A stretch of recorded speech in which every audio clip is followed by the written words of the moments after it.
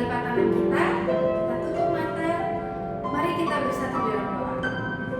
Selamat pagi ya Tuhan Yesus, terima kasih ya Bapa atas hari Minggu yang cerah ini Tuhan.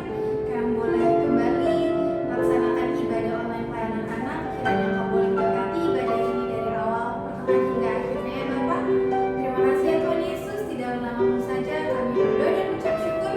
Amin. Oke adik-adik, kita akan mulai ibadah kita. Mari kita buka dengan menyanyikan lagu Mars Pelayanan Anak.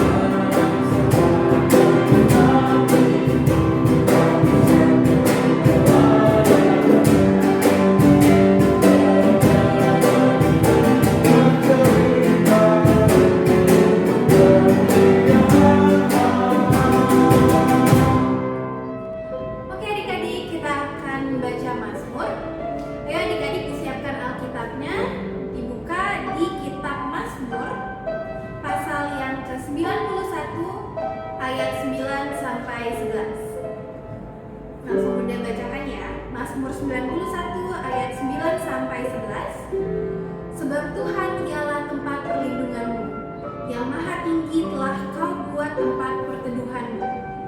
Malapetaka tidak akan menimpa kamu, dan tulah tidak akan mendekat kepada kemahmu. Sebab malaikat-malaikatnya akan diperintahkannya kepadamu untuk menjaga engkau di segala jalan. Oke adik-adik, kita kembali memuji Tuhan dengan bersama-sama menyanyikan lagu Sungai Sukacita.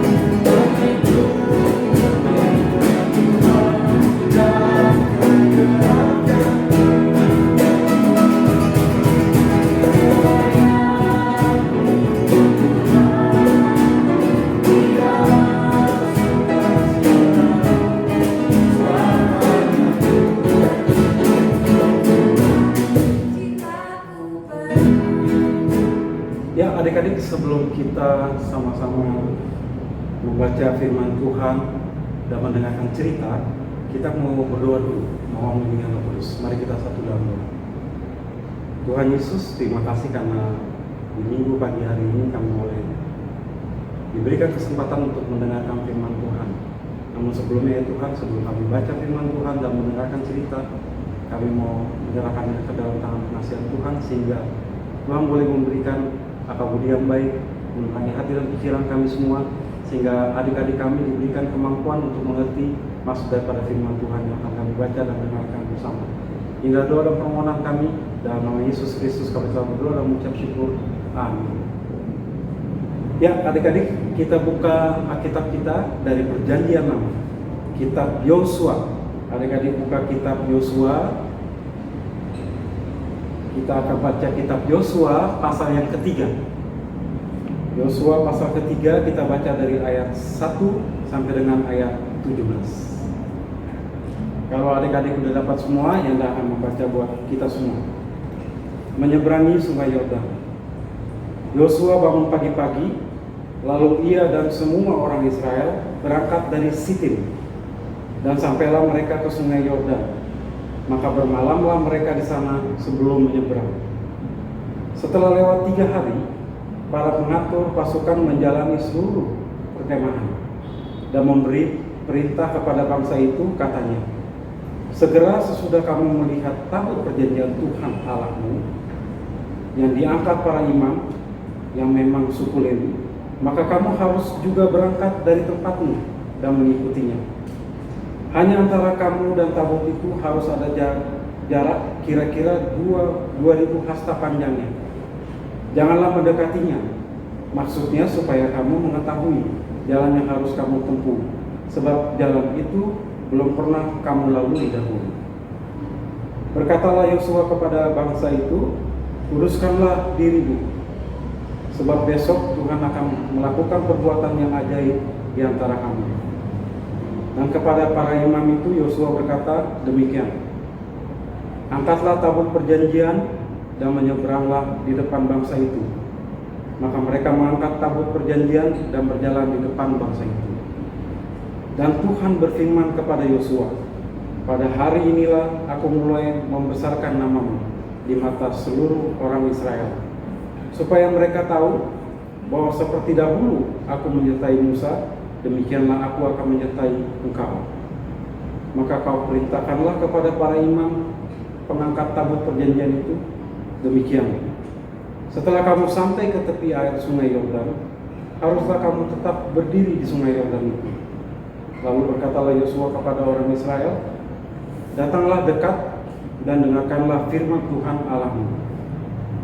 Lagi kata Yosua, dari hal inilah akan kamu ketahui bahwa Allah yang hidup ada di tengah-tengah kamu, dan bahwa sungguh-sungguh akan dihalaunya orang Kanaan, orang Het, orang Hewi, orang Feris, orang Girgasa, orang Amori, dan orang Yebus itu dari depan kamu. Sesungguhnya tabut perjanjian Tuhan semesta bumi berjalan menyeberang di depan kamu, masuk ke sungai Yordan. Maka sekarang pilihlah 12 orang dari suku-suku Israel, seorang dari tiap-tiap suku. Segera sesudah kaki para imam pengangkat tabut Tuhan semesta bumi berhenti di dalam air sungai Yordan, maka air sungai Yordan itu akan terputus.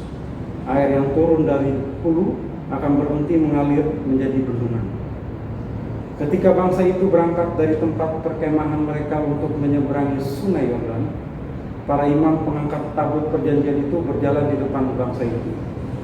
Segera sesudah para pengangkat tabut itu sampai ke sungai Yordan, dan para imam pengangkat tabut itu mencelupkan kakinya ke dalam air di tepi sungai itu, sungai Yordan itu sebab sampai meluap sepanjang tepinya selama musim menuai. Maka berhentilah air itu mengalir. Air yang turun dari hulu melonjak menjadi bendungan, jauh sekali di dekat Adam, kota yang terletak di sebelah Sarta. Sedang air yang turun ke laut Araba itu, yakni laut asing, terputus sama sekali. Lalu menyeberanglah bangsa itu di tentangan Yeriko. Tetapi para imam pengangkut atau pengangkat tabut perjanjian Tuhan itu tetap berdiri di tanah yang kering di tengah-tengah sungai Yordan, sedang seluruh bangsa Israel menyeberang di tanah yang kering sampai seluruh bangsa itu selesai menyeberangi sungai Yordan. Ya adik-adik, kita agak beda dari minggu-minggu sebelumnya di Yanda Bunda yang bercerita. Hari ini Yanda Ferry tidak akan bercerita panjang, tapi kita akan menyaksikan video. Nah, video ini bercerita tentang firman Tuhan yang sudah adik-adik baca tadi. Perjalanan bangsa Israel menyeberangi sungai Yordan. Sekarang Kak Ferry Yanda Ferry mengajak adik-adik untuk menyaksikan video ini.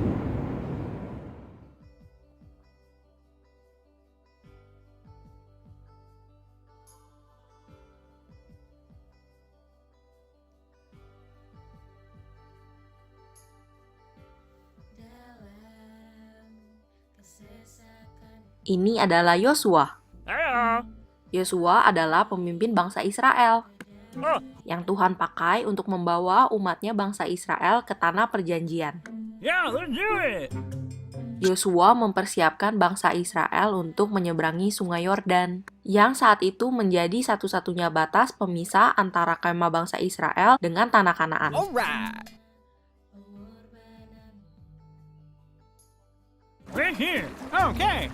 Sesuai dengan perintah Allah, bangsa Israel berkemah dekat sungai Yordan selama 3 hari untuk menunggu. Masalahnya, selama musim menuai, sungai Yordan itu sebak sampai meluap airnya. Jadi tidak mungkin bangsa Israel menyeberang.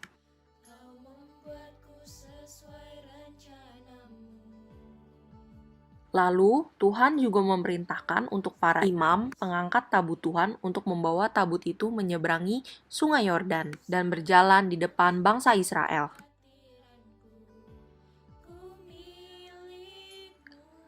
Lalu, Tuhan menyuruh Yosua untuk menyuruh para imam pengangkat tabut itu mencelupkan kakinya ke dalam air di tepi sungai yang deras itu.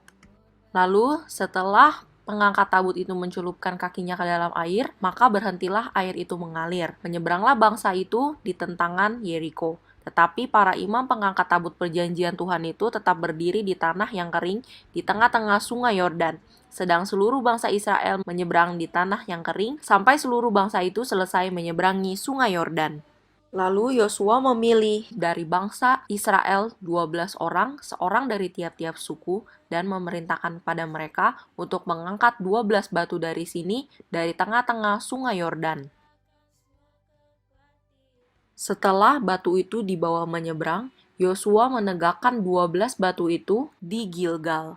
Arti dari ke-12 batu itu adalah Israel telah menyeberangi sungai Yordan ini di tanah yang kering.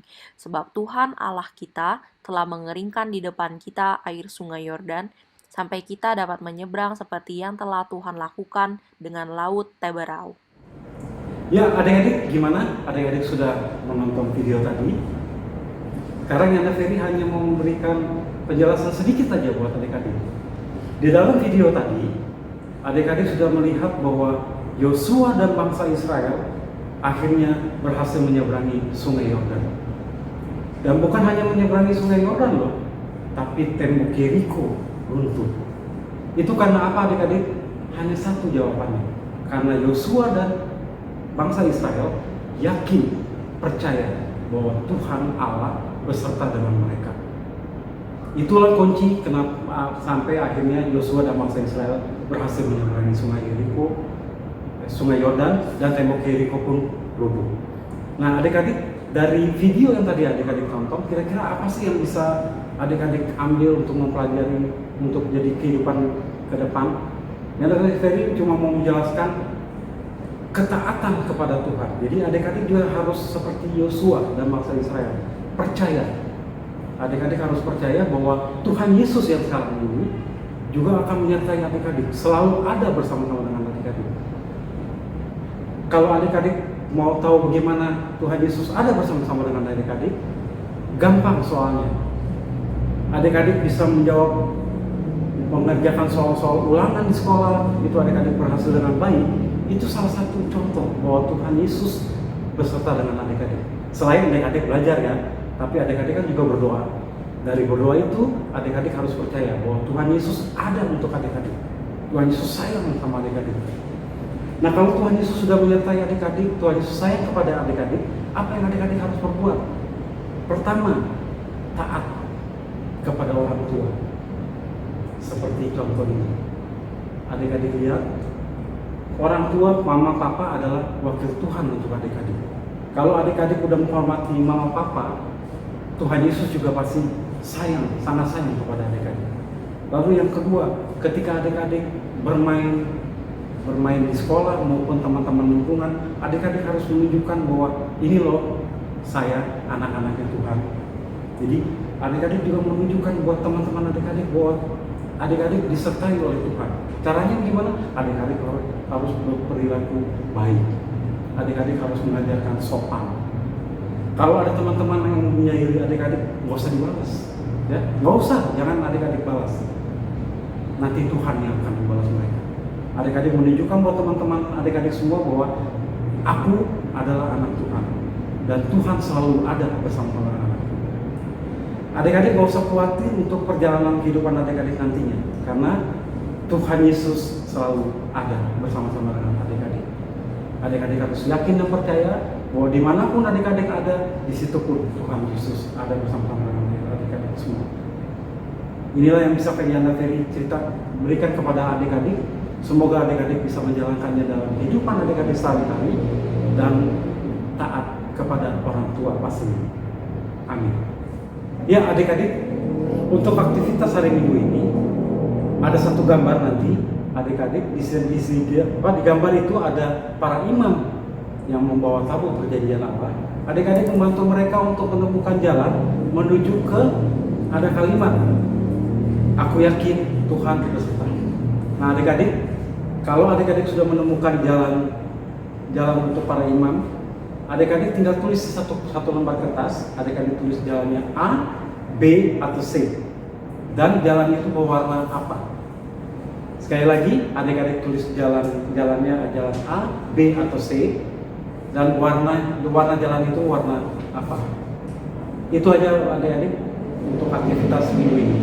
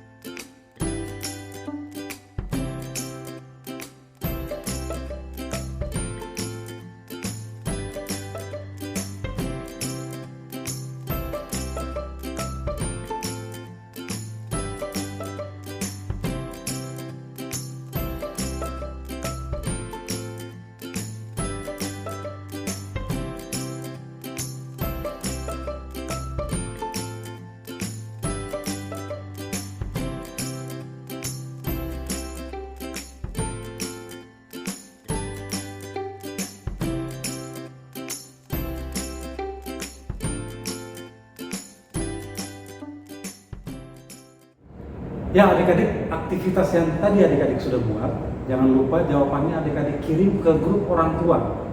Mama papa, kami minta tolong untuk membantu adik-adik mengirim ke grup orang tua supaya nanti janda bunda bisa menerima dan janda bunda bisa melihat dengan baik aktivitas adik-adik. Selamat hari Minggu, Tuhan memberkati.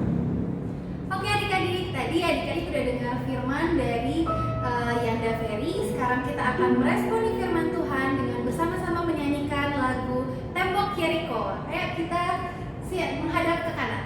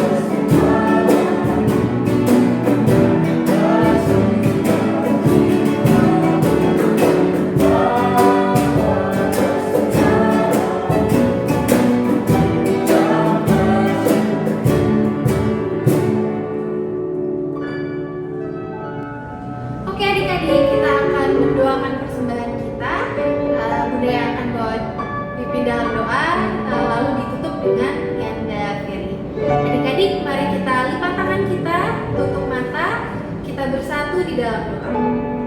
Ya Tuhan Yesus yang baik, terima kasih ya Tuhan atas ibadah ini. Kami terus saja memberikan persembahan kami ya Bapa. Kiranya Engkau boleh berkati supaya persembahan ini boleh berguna bagi pelayanan Tuhan, bagi gerejamu Tuhan. Dan kami juga mau berdoa Tuhan untuk PA atau pelayanan anak.